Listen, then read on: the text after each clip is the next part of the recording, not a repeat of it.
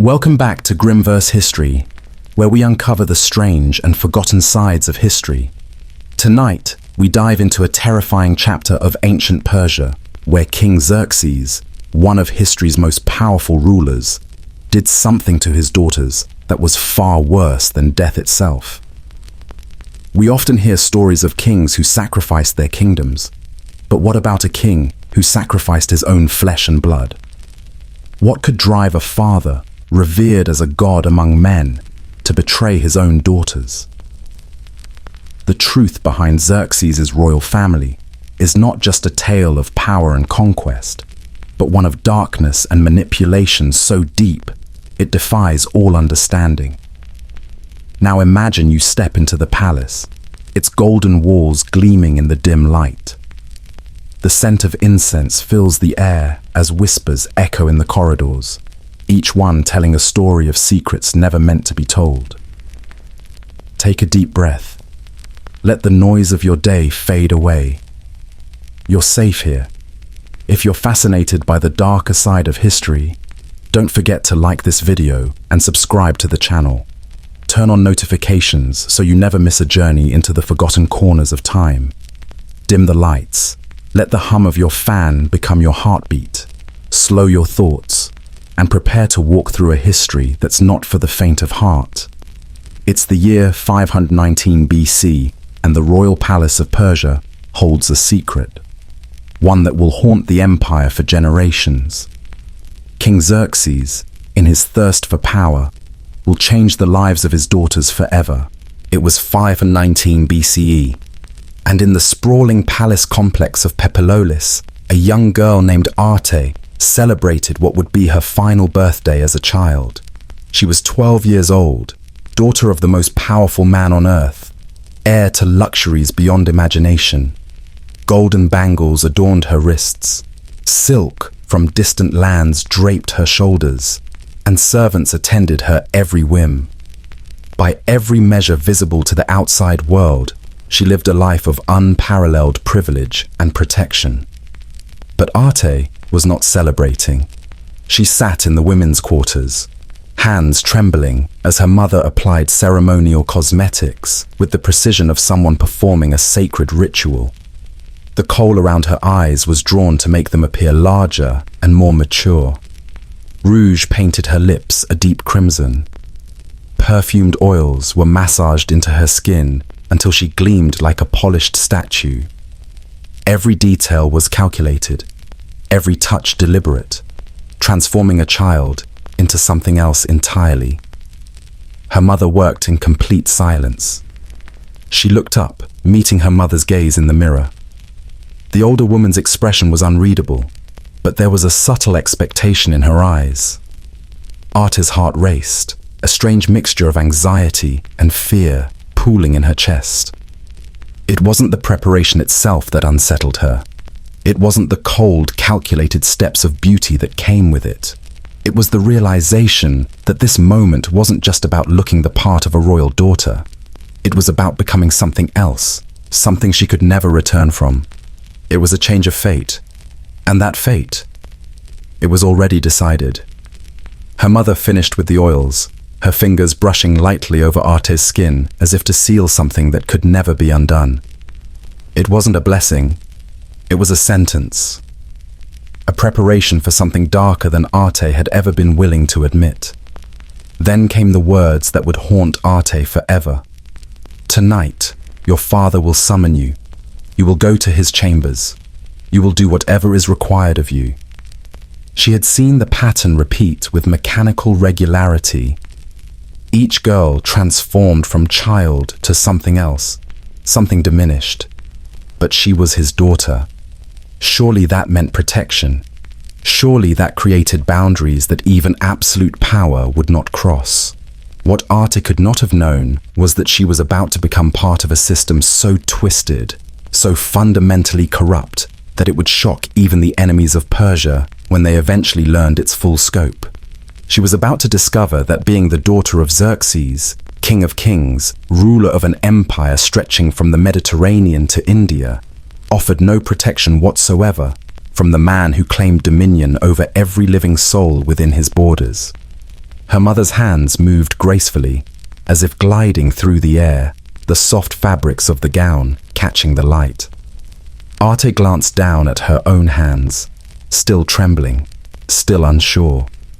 The reality of her fate began to sink in.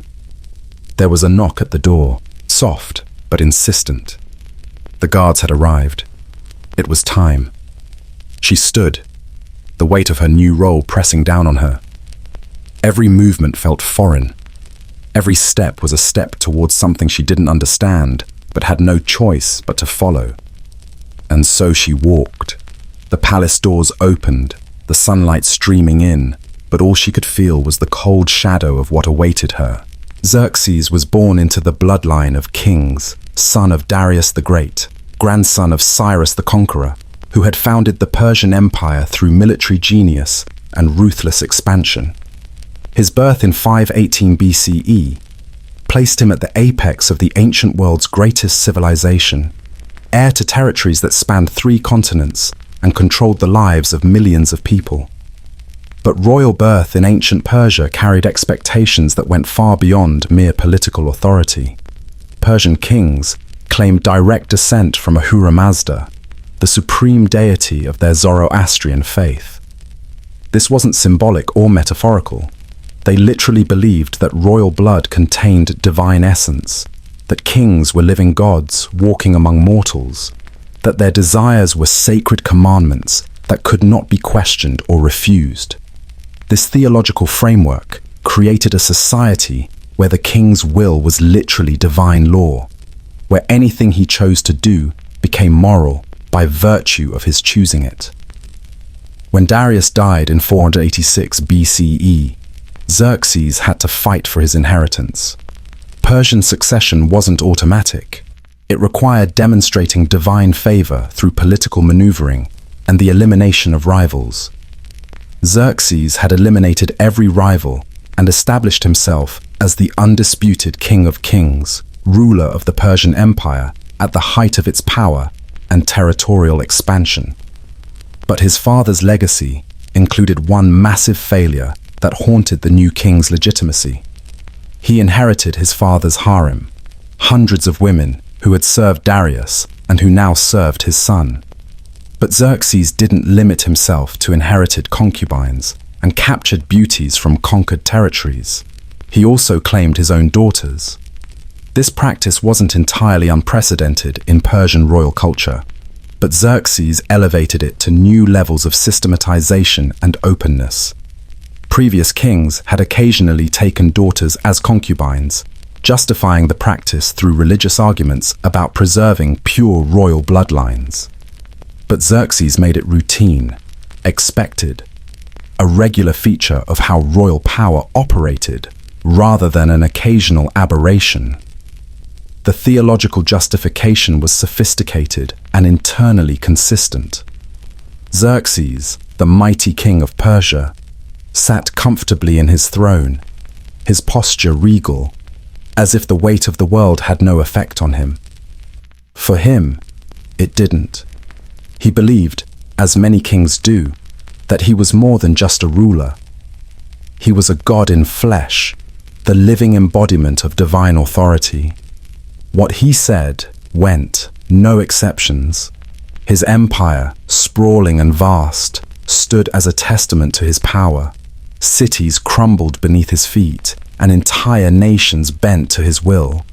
Yet, in his mind, this power didn't stop at the borders of his kingdom. No, it extended far deeper, into his family, into the very bloodline that should have been sacred.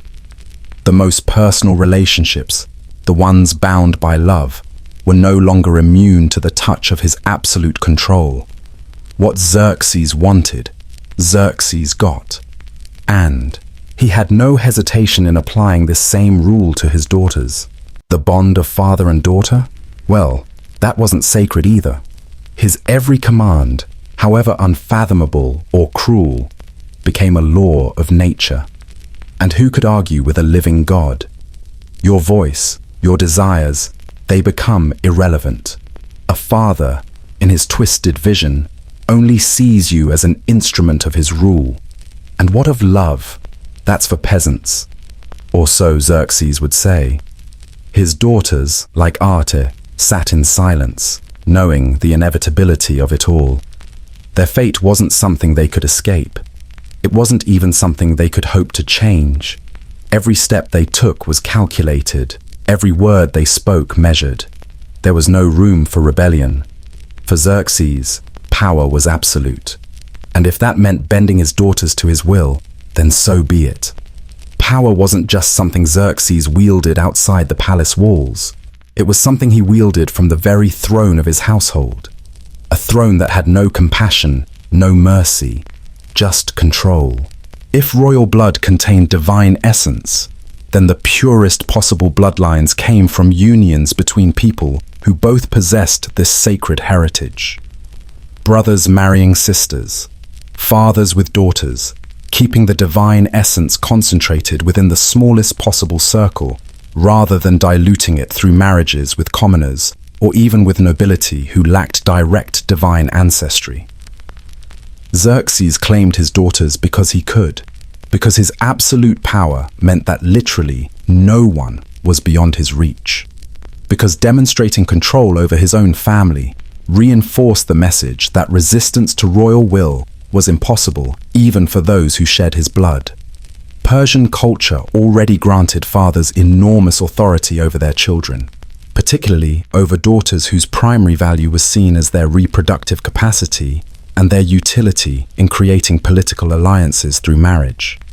But Xerxes took this patriarchal authority to its logical extreme, claiming not just the right to arrange his daughters' marriages, but the right to use their bodies for his own pleasure before disposing of them to serve political purposes. The palace walls, adorned with intricate carvings and gold filigree, held secrets that only the most trusted servants and courtiers dared whisper. But for the princesses of Persia, these walls weren't just decorations. They were the confines of their world, a world where change came not with the turn of the seasons, but with the inevitable crossing from childhood to womanhood. Arte, like the other young girls of the royal family, grew up surrounded by luxury.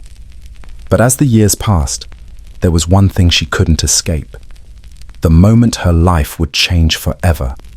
The moment when she would no longer be a child, but something else entirely. Something that would no longer belong to herself. Her mother, calm and collected, prepared her for this inevitability. No one spoke of it directly, not in words at least. The palace, despite its grandeur, was silent on this matter. But every look, every touch, every whispered phrase told a different story. It wasn't something Arte could ignore. It was an unavoidable truth. And as she neared her teenage years, her role was already written, as if she was nothing more than a character in a script that had already been decided. She wasn't alone in this. All the girls were prepared, just as Arte had been. They were trained in how to present themselves, how to appear grateful, no matter what was asked of them.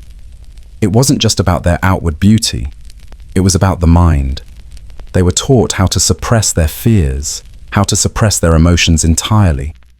They were taught that to show any resistance was a betrayal, to show fear a weakness. The only thing allowed was gratitude, a quiet, passive submission to a fate that was not their own. The preparation wasn't a simple one, not something that could be shrugged off in a day. It was an art, a ritual that combined both physical and mental techniques. Some mothers spoke to their daughters of their duties, the weight of their responsibilities, explaining how to behave. Others said nothing at all, leaving their daughters to figure out how to survive this terrifying transition on their own. It was a quiet cruelty, the kind that didn't need to be loud to be felt. You were expected to know. You were expected to understand the silence. Arte's mother, though, had a different way. She taught her daughter to smile, to look into the eyes of her father, not with fear, but with obedience. She taught her how to breathe, how to maintain composure. She taught her how to vanish behind the mask of the perfect daughter, a daughter who would do what was required, no matter the cost. It was a life of constant mental gymnastics. With every gesture, every word, every moment, Arte was taught to disappear. She wasn't allowed to be a person. She was allowed only to be a symbol. The palace was quiet now, the soft whisper of silk against her skin, the low hum of the distant chatter from servants. It all seemed so far away. Arte's thoughts, like the palace halls, were empty, echoing only with the sound of her own breathing.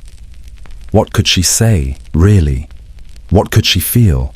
The world around her was a web of expectations, a spider's nest from which there was no escape. Her mind numbed with the constant repetition, the mental strain of trying to remain composed. But as much as her body moved with grace, her mind was slowly eroded by the weight of it all. It's strange, isn't it, that the most graceful movements could be the ones that require the most strength. And in the midst of all this, the true price of submission begins to surface. It wasn't just about silence. It wasn't just about obedience. It was about a slow, steady erosion of the self. The transition had only just begun.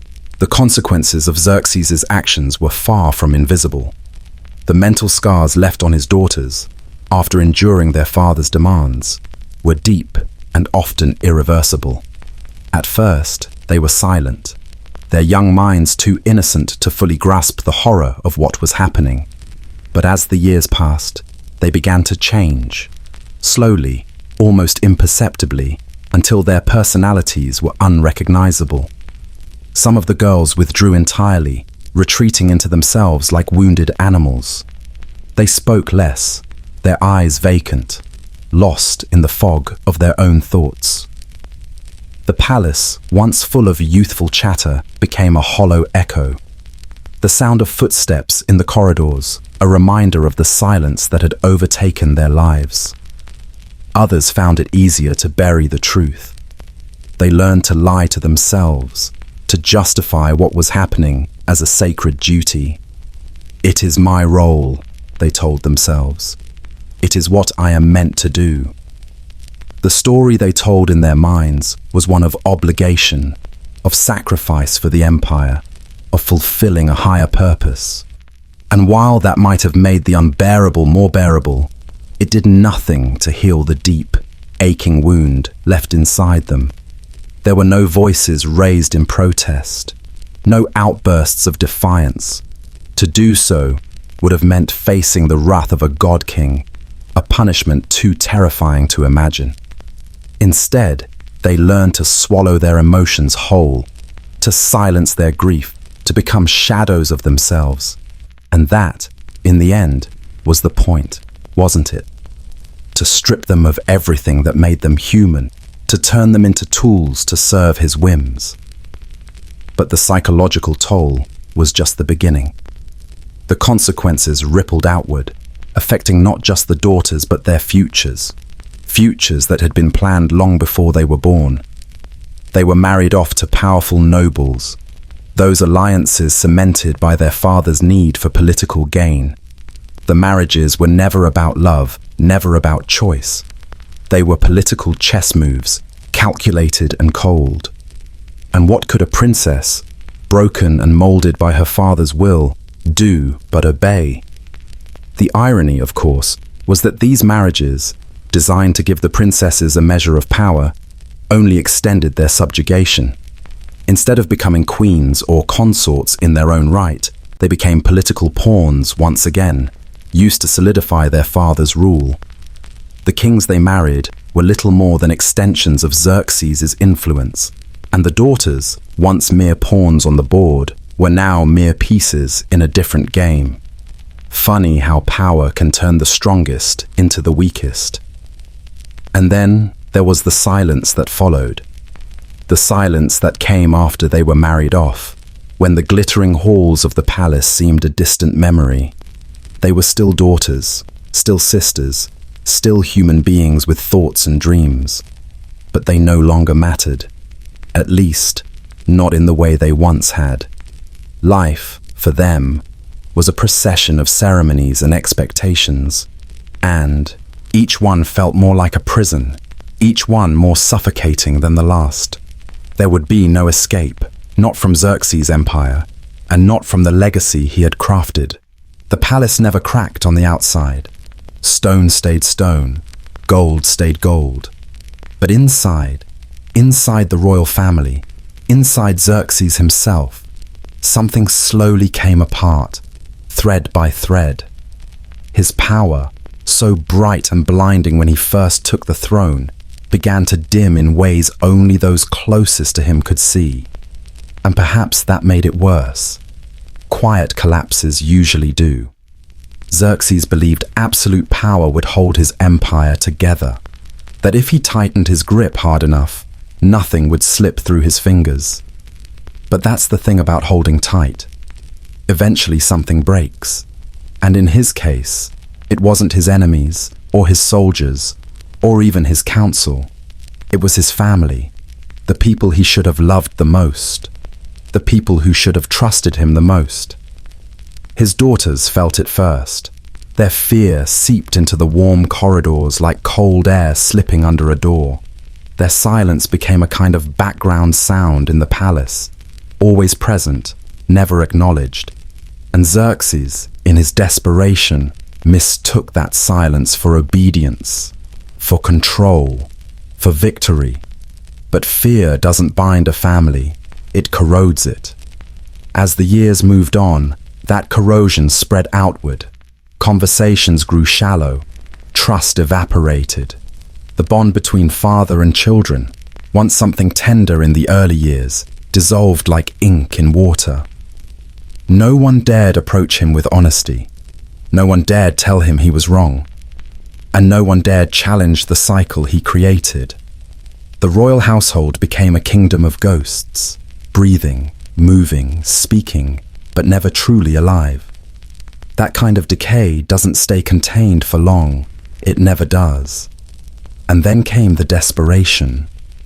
When Xerxes looked outward and saw threats rising beyond the palace walls, rebellions brewing, rivals circling like hungry dogs, he did not strengthen his armies or seek wiser counsel.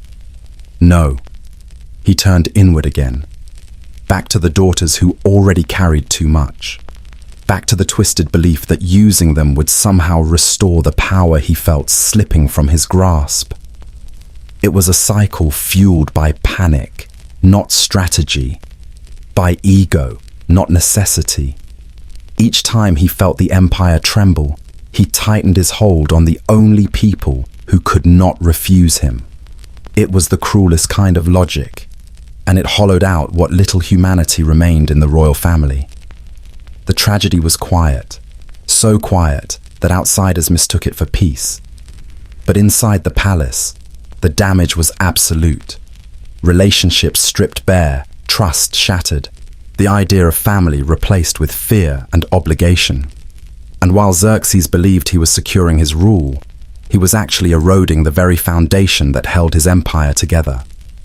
It's always the inside that collapses first, and Persia, vast and mighty as it was, proved no exception. The trauma did not end when Xerxes' daughters left the palace. It traveled with them, silent, invisible, tucked neatly beneath silk veils and gold ornaments. Trauma has a way of doing that. It slips into the mind like a shadow at dusk, quiet, but impossible to shake. And these young women, married off to nobles who expected poise and grace, carried that shadow with them into every new hall, every new kingdom, every new bedchamber. They learned to smile the way court life demanded. They learned to sit straight, speak softly, breathe evenly. But beneath all of that, something trembled. A memory, a wound, a part of themselves that never developed fully because it was never safe to grow. Some nobles noticed it and stepped around it, the way one steps around a crack in the floor. Others exploited it because power tends to attract people who know how to sniff out weakness. And so the cycle continued, not in the same form, not with the same cruelty, but with the same core, control. fear, silence. And silence is contagious. Within a generation, the Persian nobility became a network of families carrying the psychological debris of Xerxes' reign. A daughter who had learned to dissociate became a mother who taught her child to stay quiet. A princess who believed suffering was sacred became the matriarch who never questioned cruelty. A lineage shaped by fear continued shaping fear, not intentionally, just inevitably. That's how inherited wounds work. They don't ask permission. One could say the empire had a structural weakness, not in its walls, not in its armies, but in its people, in their ability to trust one another, in their ability to feel safe, even in their own homes. Power built on fear has a short shelf life. It looks strong from afar, but up close, it crumbles faster than dry clay. And then came the final blow. When Alexander marched eastward, the Persian Empire still looked mighty. Vast lands, towering armies, wealth beyond measure. But inside, it was hollow. The royal family was fragmented. Nobles competed more with each other than any outside enemy, and the descendants of the trauma-burdened princesses carried the empire like a vase already cracked down the middle. All Alexander had to do was tap it. The collapse was swift, faster than anyone expected, slower than Xerxes deserved. The great empire that once stretched across continents folded under the weight of its own internal fractures. Not the kind caused by war, but the kind caused by a father who believed absolute power made him untouchable. In the end, Persia fell, not because its enemies were strong, but because its foundations were broken long before the first soldier arrived. A quiet ending for a loud empire. The night grows quiet now. Somewhere in the distance, the old Persian halls fade into shadow again. The scent of warm oils, the hush of silk sliding across stone. They drift away like dust in a sleeping room. The doors of that ancient palace close gently behind us, not with fear, but with understanding, and maybe a little sorrow. You're here again, in your own time, safe beneath your blankets, far from kings, and far from the weight of their choices. The past folds itself neatly, like a scroll being tied shut. If this journey kept you company tonight, if the whispers of history helped you breathe a little easier, feel free to leave a like, or share this story with someone who dreams like you do. Subscribe if you wish to wander with us again. No rush, no pressure, just an open doorway waiting in the dark. Thank you for listening. Goodbye, and we will meet again.